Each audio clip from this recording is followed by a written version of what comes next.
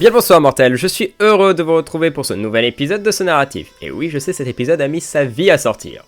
La dernière fois, nous avons vu notre comte devenir duc, et aujourd'hui, nous passerons à la vitesse supérieure. Je suis l'archiviste, et je suis heureux de vous conter la merveilleuse histoire du duc Braque d'Orléans.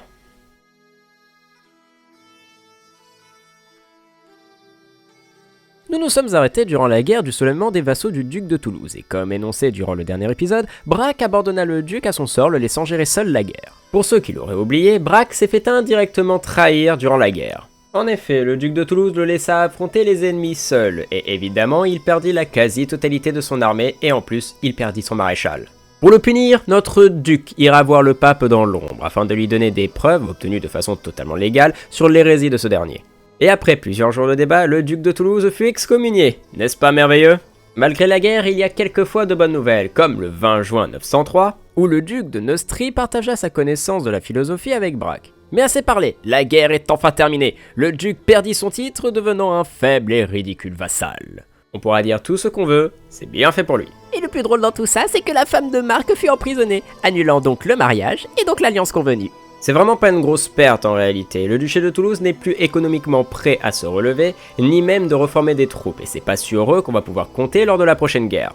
Mais une nouvelle n'arrivant jamais seule, les villages aux alentours du duché d'Orléans vinrent prévenir Braque du retour de la toux de Louis, qui avait fait des ravages quelques années plus tôt. Et malheureusement, la maladie arriva dans le comté de Sancerre. Vous allez sûrement me dire qu'une toux n'est rien, et effectivement vous auriez raison si nous étions au 21e siècle. Malheureusement, nous ne sommes qu'au Xe siècle, et à l'époque, la médecine n'était pas aussi poussée. Il n'était pas rare de mourir d'une grippe ou d'une toux, et c'était surtout pas rare qu'un seigneur ou un roi ne meure à cause d'une toux chopée durant un hiver. Entre-temps, une alliance fut forgée grâce au mariage de Valérian et de la fille de la comtesse de Amir. Cependant, Braque prit une lourde décision. Isoler la capitale afin de la protéger de l'épidémie. C'est une lourde décision car cela va impacter l'opinion du peuple qui va se sentir rejeté et abandonné après cela. Notre duc pria donc pour que cela ne dure pas longtemps pour éviter de perdre son titre ou de se prendre une énorme révolte paysanne dans la face. Maître, bonne nouvelle, on a retrouvé notre géant. Attends, sérieusement? Oui, il était simplement en tôle. Reviens combattre avec nous, géant Sama. Bon, d'accord, tu as perdu ton rôle de maréchal, mais c'est pas grave, reviens à nous.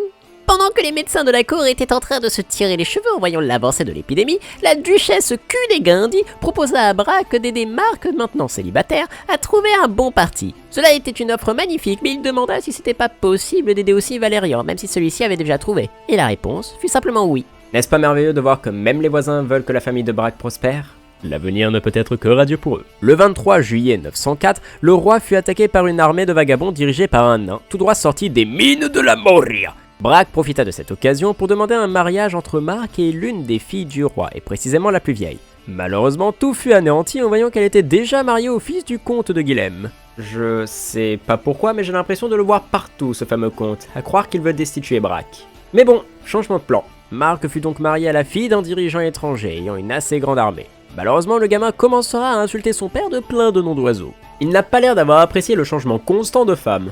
Ne vous en faites pas, il remerciera plus tard son père quand il aura une flopée d'enfants. Les activités reprirent de plus belle. Une chasse fut organisée par le vieux duc d'Aquitaine, à se demander comment il est encore vivant. Valérian devint enfin adulte. Penchant vers l'armée, il était malheureusement moins beau que son frère Marc sur les arts de la guerre, en espérant que cela n'éclate pas en rivalité. Et le premier vrai grand atout du mode de vie diplomatique. Braque gagna donc après sa grande expérience le trait auguste, augmentant sa diplomatie, sa gestion des armées et son gain de prestige. Effectivement, c'est bien peu pour le temps qu'on a mis à le débloquer, mais aux yeux du monde c'est quelque chose, donc on va pas râler pour ça. Les conseillers informèrent le duc qu'une alliance avait expiré à cause de la mort de son ancien dirigeant. Son remplaçant n'était pas très fort, mais pouvait être d'une grande utilité pour l'avenir. Un mariage sera cherché, mais aucun bon parti ne sera trouvé. On essaiera la prochaine fois. À la place, souhaitons la naissance de Braque II, fils de Marc et de son épouse. Eh bien, on le dirait qu'ils n'ont pas attendu longtemps avant de baiser. Je vous interdis de finir cette phrase. Oh, ça va, ils vont pas être traumatisés. On s'en fout. Ok, d'accord, pas besoin de s'énerver, tu vas briser ton crâne, à force, fais gaffe.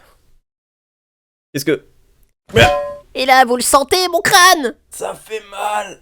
La comtesse d'Amiens appela à la guerre Braque afin de l'aider dans ses revendications. Celui-ci accepta, ne refusant jamais une bonne guerre. Les armées du duc se levèrent, se dirigeant vers le sud où se trouvait l'un de ses ennemis. Cependant, celui-ci recula et essaya de les contourner par l'ouest afin de rejoindre leurs alliés. Braque ne se laissa pas faire et se dirigea vers le nord afin de les intercepter. Entre-temps, il envoyait une requête de mariage afin de nouer à jamais une alliance avec la comtesse d'Amiens. Les alliés gagnaient la guerre, mais l'ennemi au sud allait les prendre à revers. Braque réussira à les intercepter à temps, ne faisant aucun survivant. Ce fut une véritable boucherie, laissant maintenant le champ libre sur les territoires ennemis. Pendant ce temps, Braque ira voir son roi afin de demander des renforts pour l'aider durant cette guerre. Il accepta volontiers d'envoyer des agents soutenir l'effort de guerre. Braque rançonna l'un de ses prisonniers afin de gagner un peu d'argent, et la guerre fut gagnée sans trop de difficultés. Vous avez peut-être remarqué que Braque venait de gagner la guerre quelques semaines après avoir demandé des renforts à son roi, et maintenant je pense que vous voulez savoir à quoi ça va lui servir, sachant que la guerre était déjà quand même gagnée d'avance. Tout simplement parce que notre duc avait de grands projets pour l'avenir. Il rançonna par la suite un autre prisonnier pour plus d'argent, avant de recruter et d'entraîner de nouvelles équipes d'armes pour renforcer encore plus son armée. Pour fêter leur victoire, la comtesse d'Amiens invitera Braque à un banquet, et c'est drôle de voir que même le pape et les évêques du coin viennent se bourrer la gueule. Peut-être que dans ce monde, les livres sacrés n'interdisent pas l'abus d'alcool. L'intendant de Braque mourra de vieillesse le 8 novembre 908. Il fut rapidement remplacé par un vassal l'attendant depuis bien trop longtemps qu'une place se libère. Et alors que la fête se terminait sur une note joyeuse, un soleil couchant et bien trop de bière, une mauvaise nouvelle arriva aux oreilles de notre duc. Sa femme s'était éteinte dans son sommeil. Souvenons-nous d'elle comme une reine parfaite, une femme aimable toujours là pour aider le peuple quand il en avait le grand besoin. Et surtout, elle a donné naissance à des enfants parfaits, faisant la fierté de leur famille. Et maintenant, trouvons une nouvelle femme. Ne regardez pas comme ça, les alliances ne vont pas se faire toutes seules. Braque commença à regarder les prétendantes aux alentours afin de choisir la plus parfaite des parties. Et après quelques recherches, il commença un complot pour se rapprocher de la comtesse Agathe d'Issoudun. Une nouvelle maladie se fit repérer au sud de la France. Alors, pourquoi on a l'info, sachant qu'on est loin? Le duc continua ses recherches pour voir si des prétendantes plus intéressantes étaient disponibles. Et quelques jours plus tard, il remarqua que la femme qu'il voulait séduire était maintenant défigurée. Il avorta donc le complot. Il aura annoncé à ses agents la justification suivante. Il y avait erreur sur la marchandise. Oui, c'est une justification valable. Ça veut dire que... Non, Bobby.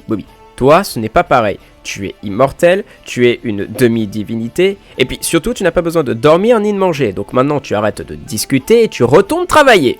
En fin d'année 908, Matt naîtra, prouvant que Marc était le digne héritier de son père. Et quelques jours plus tard, une revendication sera envoyée au pape pour le contrôle du duché de Neustrie, dirigé actuellement par un gosse. Voilà à quoi vont servir les armées du roi. Une missive fut envoyée déclarant et lançant officiellement la guerre contre le duc de Neustrie. Les alliés furent invités un à un à la guerre et ceux-ci répondirent rapidement, se joignant aux forces de Braque.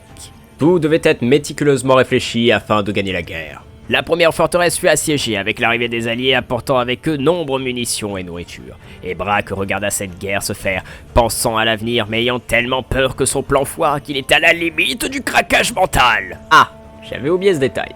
Quand un personnage accumule trop de stress, il pète un câble et gagne un trait négatif qui peut aller de la simple paranoïa à des actes beaucoup plus sordides et violents.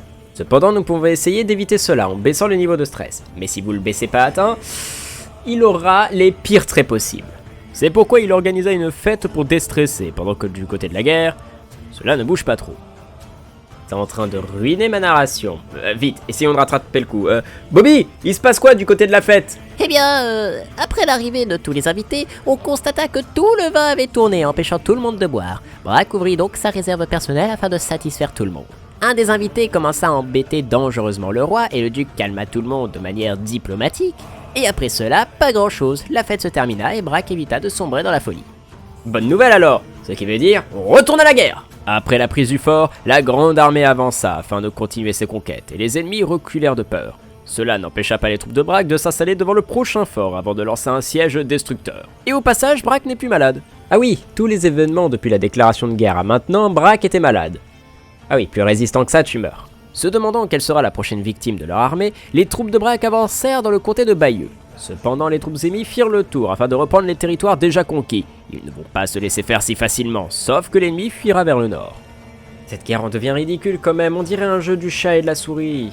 Cependant, les troupes du duc arrivèrent à intercepter l'armée ennemie le 1er décembre 911, faisant comme à chaque fois aucun prisonnier. Suite à cette victoire, les troupes de Braque attaqueront la baronnie d'Alençon, mais les survivants attaquèrent en retour la première forteresse assiégée durant la guerre. C'était maintenant une course à qui captura la zone au plus vite, et c'est au final l'ennemi qui gagne à la course. Ah zut, j'avais parié sur les autres. Bon, Bobby, t'as gagné le pari, je te dois une bière.